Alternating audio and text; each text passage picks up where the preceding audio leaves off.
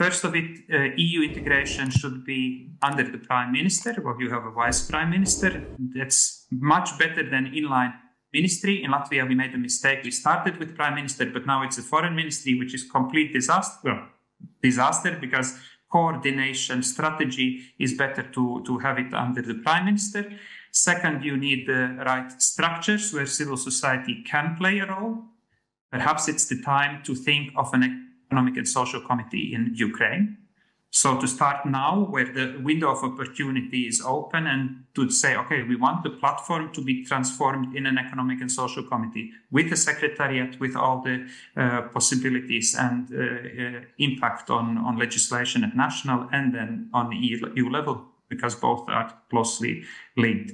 Third suggestion for state level, and this links also to civil society, be self-confident. Don't only react on the things which we do, because there will not be a lot of opinions which we involve you. Ask for more. And we will definitely, I personally can promise that I will do my utmost to feed in Ukrainian ideas also in other opinions, forest, windmills, whatever, already in an earlier stage, and we can practice in a wider spectrum than the minimum which is now agreed on in the Economic and Social Committee. And there is enough things Ukraine can be super proud with, and I would start actually with the security factor.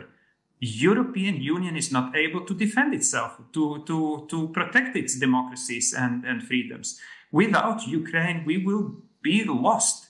And that's the basic thing, which we cannot talk about green energy, democracy, if we don't have basic freedom from Russia.